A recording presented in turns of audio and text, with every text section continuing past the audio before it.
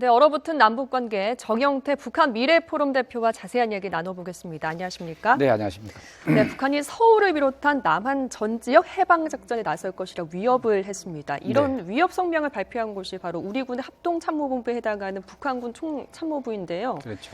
아무래도 포항 일대에서 예정된 이 한미 해병대 쌍용훈련 작전 전에 이렇게 으름장을 놓은 것으로 보이는데요. 자세하게 어떤 내용입니까?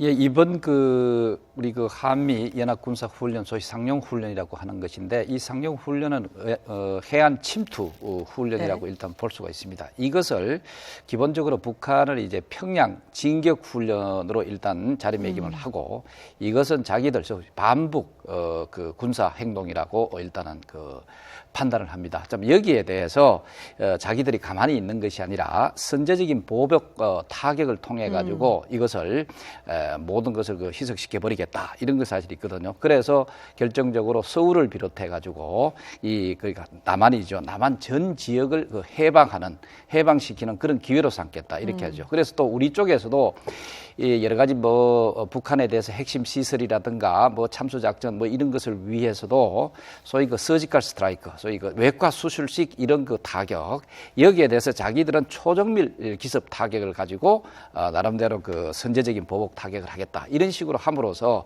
우리의 이 훈련 자체에 여러 가지 위협적인 어떤 의미라든가 그 내용 자체를 희석시켜 버림으로써 이제 내부 체제를 단속시킨다든가 결속시키는 그런 내용을 담고 있습니다. 네, 쌍용 훈련에 대해서 좀 더 자세하게 살펴볼 필요도 있을 것 같습니다. 예. 지난 7일부터 시작이 됐고요.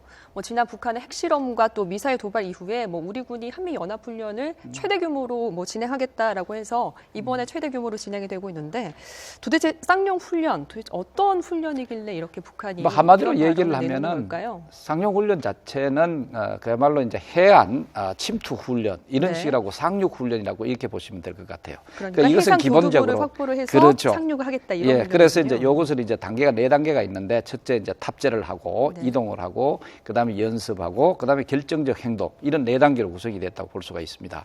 특히 결정적 행동의 경우에 있어서는 그게 바로 뭐냐 하면은 해안을 일단 침투를 하게 되는 거죠. 그래서 돌격을 해 나가고, 그래서 일전 상륙을 한다고 볼 수가 있습니다. 이렇게 함으로써 이제 해안 두보를 우리가 확보를 하고, 또 그 이후에는 이제 물론 핵심 시설의 어떤 타격이 목표가 된 이상 우리가 이제 지상작전 깊숙이 가는 그런 전초적인 하나의 훈련이라고 볼 수가 있죠. 그러니까 유사시에 해상 교두보를 확보를 해서 그렇죠. 북한 지역 내륙에 상륙한 다음에 이제 평양을 최단 시간 내에 함락시키겠다. 평양도 좋고 우리가 이제 북한이 소위 핵시설이라든가 이런 미사일 시설이라든가 이것이 나름대로 우리가 공격할 어떤 그런 움직임이 보인다라든가 이런 또 위협의 움직임이 보일 때 그 위협을 사전에 차단하기 위해서도 그 핵심 시설을 타격할 필요가 있다는 거죠.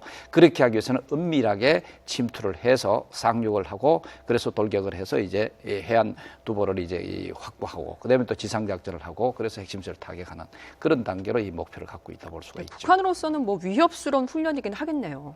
상당히 위협적. 근데 이게 이제까지는 우리가 전반적인 어떤 한미연합 군사훈련 자체에서 북한의 소위 이제 만약에 북한이 이제 우리한테 군사적 공격을 했을 때 여기에 대한 방어적인 그런 차원에서 해오다가 이제는 서서히 이제 북한의 이제 공격적인 것들이 자꾸 심화되고, 특히 이제 미사일이라든가 핵을 탑재한 각종 포 이런 어떤 위협도 자꾸 증가된다는 것이죠. 그렇다면 이제 우리가 오히려 사전에 이것을 억제하기 위해서 기습 침투라든가 이런 어떤 필요성이 더 커진 겁니다. 그러니까 이 훈련 자체는 결국은 북한을 직접적으로 위협한다고 볼 수가 있죠. 네. 북한의 김정은 지상, 공중, 해상, 수중에서 임의로 핵공격을 할 수 있도록 준비하라, 이런 지시사항이 보도되기도 했었고요. 구체적인 핵도발 시나리오까지 밝히지 않았습니까? 평택항, 부산항까지 목표 지점을 두기도 했잖아요. 북한이 이제 국제사회의 제재 움직임 속에서도 이렇게 물러날 뜻이 없다, 이런 걸 밝히는 것 같기도 하고요. 북한이 어떤 의도로 지금 이렇게 으름장을 놓고 있는 걸까요? 사실 이제 북한이 특히 김정은 정권 차원에 있어서는 자기들이 체제를 유지하는 데 있어서 가장 핵심 수단이 군사적 수단이라고 볼 수가 있죠. 그렇기 때문에 자기들은 이 군사적 수단, 특히 핵과 중심으로 한 핵탄두, 이것을 실은 미사일, 소위 이제 핵미사일이 되겠죠. 이런 것을 중심으로 미국 미국을 위협을 하고 그리고 또 우리 특히 한미일 이런 그 연합 이런 체제를 위협하고 그리고 또 직접적으로 우리 대한민국을 위협하는 어떤 그런 수단으로 활용되고 있다는 것이죠. 그렇기 때문에 우리는 지금 북한에 대해서 미국을 비롯해서 비핵화를 우리가 강하게 주장하고 있지 않습니까? 그 비핵화는 자기들은 이제 더 이상 비핵화가 문제가 아니다. 자기들은 이제 핵국가다. 그러면서 이 핵수단을 가지고 이 다방면으로 위협하는 그런 체제를 갖추겠다 이런 뜻이거든요. 사실은 이제 이것 때문에 김정은 체제 자체가 상당히 그 딜레마에 빠져 있다고 볼 수가 사실 있죠. 왜냐하면은 이러한 핵을 자꾸 강화해 나감으로써 사실은 이 군사적 수단은 평시에 필요가 없는 겁니다. 네. 그러나 북한 내부의 경제라든가 이런 것들이 사실은 어느 정도 향상이 되고 이렇게 돼야 될 텐데 그것은 안 하고 자꾸 군사적 수단을 특히 그 핵 수단을 강화를 한다. 자 그렇게 되면은 지금 잘 아시다시피 대북 안보리 차원에서 대북 제재가 전방위로 지금 내려져 가고 있죠. 그러면은 이제 북한의 경제의 목줄을 사실 죄고 있고 자, 이렇게 된다면은 김정은 체제 자체는 어떤 의미에서 핵 때문에 자기가 생명을 단축할 수 있는 그런 그 입장에 사실 있다는 것이죠. 그렇기 때문에 김정은은 그럼에도 불구하고 자기들이 믿을 것이라고는 이런 그 핵을 비롯한 이 군사적 수단이다. 그래서 이제 강하게 어필하고 있는 그런 상황이라고 볼 수 있죠. 사실 카드로서만 쓸 수 있는 핵 카드인데 이제 민생은 계속해서 이제 불안정해 가는 그런 모습을 보이고 있는데요. 지난 9일 노동신문에 사진 한 장이 이렇게 났습니다. 이제 김정은 핵탄두 소형화에 이제 성공했다라고 하면서 구체적으로 그런 것들을 살펴보는 그런 그림이 실리기도 했었는데 그러면서 표준화 국역화됐다고 했거든요. 정말 대량 생산이 가능할 정도로 이 표준화 규격화가 됐을까요? 전문가들은 어떤 의견을 내놓고 있습니까? 지금 상황에 있어서는 그렇게까지 표준화 규격화라든가 사실 그건 어떤 대량 생산으로 나가는 그런 그 차원이라 볼 수가 있거든요. 네. 그렇게까지는 상당한 부분 과장된 측면은 사실 있습니다. 그럼에도 불구하고 북한은 표준화 규격화를 향해서 사실은 모든 그 자기들의 그 재산이라든가 이 경제적 그 자산을 투여하고 있다고 해도 큰 틀림이 사실 없어요. 그렇기 때문에 이것은 어떤 시간적인 문제다. 앞으로는 이제 어느 정도 시간만 두고 이것으로 결국은 나가게 된다는 것에 대해서는 우리가 상당한 어떤 그 대비책이 필요하다 이렇게 볼 수가 있습니다. 네, 말씀해 주신 것처럼 이 소형화를 위한 개발 프로세스에는 분명히 다가서고 있다라고 볼 수 있을 것 같은데 만약 이 주장이 사실이라면 이 상당한 위협이 될 것 같기도 하고요. 우리의 한미 연합 훈련의 태세나 미사일 대응 체계도 좀 바뀌어야 될 것 같은데요.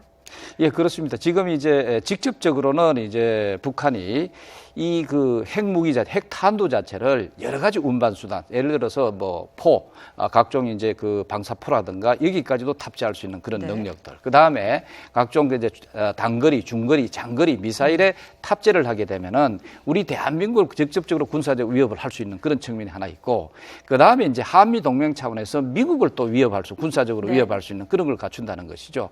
그렇기 때문에 우리는 1차적으로는 북한의 직접적인 이런 그 핵 미사일이라든가 핵포, 각종 포에 대한 대비를 하기 위해서도 우리가 여러 가지 방어 시스템을 구축을 해야 됩니다. 그런 차원에서 우리가 지난번에 또 지금 계속 그 논의가 되고 있는 것이 바로 사드 문제입니다. 이것이 이제 요격 시스템이라고 볼 수 있죠. 그리고 각종 이제 이 요격 시스템을 잘 갖추게 됨으로써 북한의 직접적인 그런 군사적 위협을 우리가 억제를 할 수가 하나 있고, 그다음에 더 중요한 것은 앞으로 북한이 이런 핵 미사일 이런 것을 가지고 미국하고 직접 담판을 벌이는 그런 외교적인 하나의 수단으로 또 활용을 한다는 것이죠. 그렇게 했을 때 또 중국이 주장하고 또 북한이 스스로 주장하는 게 뭐냐면은 비핵화와 그다음에 그 소위 그 정전협정 체제를 평화협정 체제로 바꾸겠다고 하는 것이죠. 사실 정전협정 체제를 평화협정으로 바꾼다는 건 바로 뭐냐? 주한미군 철수가 주 내용으로 하고 또 그것이 목적이라고 볼 수가 있습니다. 그렇게 됐을 때 한미 동맹 이 자체가 이 또 여러 가지 군사적 연합 군사력 자체가 사실 상당히 물타기 해버릴 수 있는 희석돼 버림으로써 한반도에 있어서 이걸 중심으로 한미 동맹 관계를 중심으로 해서 사실 안정을 유지하고 있는데 이 안정을 깨려고 하는 그런 그 노력들이 사실 있다. 그렇기 때문에 직접적으로 군사적 차원에서 요격 시스템이나 각종 그걸 갖춰야 되고, 그 다음에 또 북미 간의 여러 가지 관계라든가 이것이 일방적으로 나가지 않도록 하는 데 있어서 외교적 노력도 우리가 철저히 해야 된다 볼 수가 있습니다. 네, 어제 국정원의 국회 보고가 있었습니다. 최근 한 달간 북한의 사이버 테러 공격이 2배 이상 늘었다고 하고요. 또 주요 외교안보인사 40명의 스마트폰이 해킹됐다는 좀 사실까지 밝혀져서 많은 분들이 놀라셨을 것 같은데요. 이 또한 대북 제재에 대한 뭔가 반발로 볼 수 있을까요? 이거는 꼭 직접적인 제재의 반발이기보다는 북한이 여러 가지 이제 군사적 도발을 사실 하고 있습니다. 네. 그 중에서 대표적인 것이 물론 이제 군사적 직접 포를 쏜다든가 이런 그 도발이 있을 수가 있고, 그 다음에 이제 사이버 테러, 이것이 사실은 우리가 이미 오래 전부터 예상이 돼 왔고 가능성을 크게 보고 왔습니다. 자, 네. 그런 차원에서 전방위적으로 이루어진다 이렇게 볼 수가 사실 있습니다. 그런데 네. 이번 경우는 특히 이제 우리가 중요 요인들의 우리 저 스마트폰이라든가 이런 것을 해킹해야 한다. 사실 스마트폰 자체는 우리가 중요한 일을 하기 위해서는 이걸 사용하지는 않습니다. 뭐 예. 이게 테러 그 자체는 그렇게 중요한 것은 아닌데 뭐 그렇게 우리가 중요하게 사용을 하지 않으니까, 그럼에도 불구하고 북한이 전방위적으로 이런 사이버 테러를 한다는 데 대해서는 우리가 여러 가지 차원에서 대응책이 필요하다 이렇게 볼 수가 있죠. 네, 북한이 밖으로는 뭐 미사일 도발을 했는데 이렇게 조용히 사이버 테러까지 손을 뻗쳤습니다. 남북 관계의 정영태 대표와 함께 이야기 나눠봤습니다. 오늘 이야기 여기까지 나누겠습니다. 고맙습니다. 예.